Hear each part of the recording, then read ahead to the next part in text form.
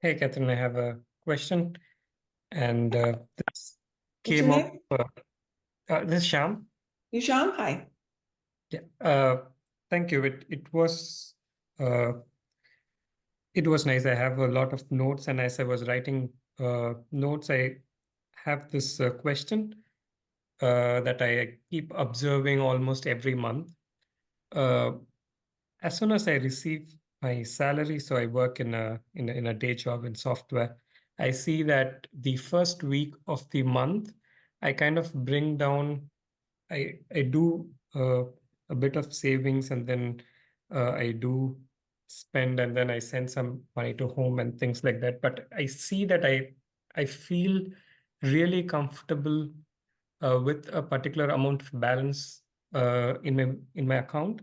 And then if it goes above that, I feel either I have to spend it, or it feels like something is uncomfortable. So as soon as I bring below a particular threshold, I'm comfortable. But if it is more than that, it's either something happens or I start spending it to bring Mm. it below a threshold.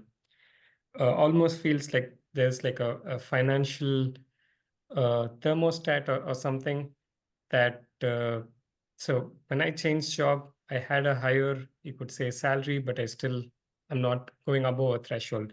So any thoughts on how to relate better to the numbers? Yes. You want to get into where you are responsible for every penny that you make is going. So when I was in Debtors Anonymous, we would sit down, we'd make these spending plans and we'd go sending X amount back to my parents, X amount to, what was the first thing you said you do? Save. Yeah, And savings. then X amount for my rent and my clothes and my toiletries and my this and that and my animals and whatever. This is how much. And then you make a decision ahead of time what you're going to do with the rest of that. But it all has to be accounted for every month. So that's going to go into your investments, maybe. Or maybe you're going to spend half of it on fun and half of it on investments. Or you're going to put it into a travel fund. Whatever you decide to do, you have to, because we get into this problem because we're like, I don't know what to do with it. So it just kind of disappears, you know? And you want to make conscious decisions about ahead of time what you're going to do with that money. So that what I did for 10 years is every single penny that came in, I accounted for it by making Mm, graphs on every I would set myself up a spending plan of where each amount of dollar was going, and then if there was any left over, then I had a plan for that also. So mm, it takes a lot of thinking and planning to become rich. It takes a lot of it, just like if you want a beautiful garden, you have to get out there and plant and weed and hoe. You can't just sort of let it go. Even those gardens that look kind of messy, they're like purposefully messy, they've planned it. So when you're building wealth, you really want to make decisions about what am I going to do with that leftover money. mm, Emotionally, you want to take a look at how am I uncomfortable with extra, how does that make me uncomfortable emotionally to have more money? Because that's going to get in your way of generating wealth if you're uncomfortable with more money. So mm, that's something I could spend another hour talking about. What are all the emotional things that we have about not making more money, not having more money, not being wealthy? We all have a lot of emotional stuff that needs to be cleaned out of us through therapy or doing writing practices or whatever about, I don't deserve to be wealthy.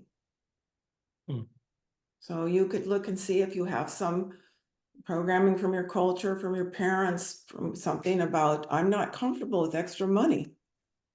mm, And that's nothing wrong with you. That's just all of us who become financially successful. We have a lot of emotional work to do on ourselves too, about our sense of self-worth, about what it means to be a wealthy person. Will I become a nasty person? Am I gonna waste money? We have all these things we have to work out in ourselves of what it means to become wealthy and successful. And we all have painful, wounded places inside ourselves where we don't think we deserve it. We don't deserve the great relationship. We don't deserve wealth. We don't to have our lives exactly how we want them to be. People are going to tell you you can't have everything you want. And I'm here to tell you you can if you're willing to work for it. So I would see that as two things. One, to make a conscious decision about what you're going to do with your extra money. And two, take a look like we all do. It's like, how come I'm uncomfortable with extra money? Interesting. Oh yeah, I remember that time that person I dated said they would never date someone wealthy, and it affected me deeply, or something like that.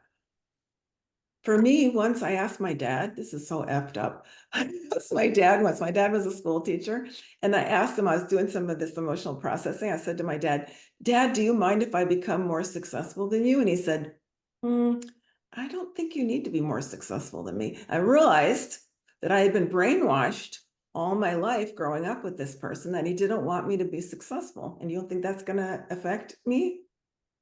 So all of us have some kind of thing like that we want to root out in our journey to success. We all want to root out these emotional patterns of like, wow, I'm not supposed to have extra money at the end of the month. I better get rid of it. That can teach you a lot. That can be like a really good thing that's happening to you, that you discovered that. And then it can be this extra money that you either go out and have some enjoyment with, or you sock it away and it adds to your, if it's $100 now, in 2 years, it's worth 500, which is really fun to watch.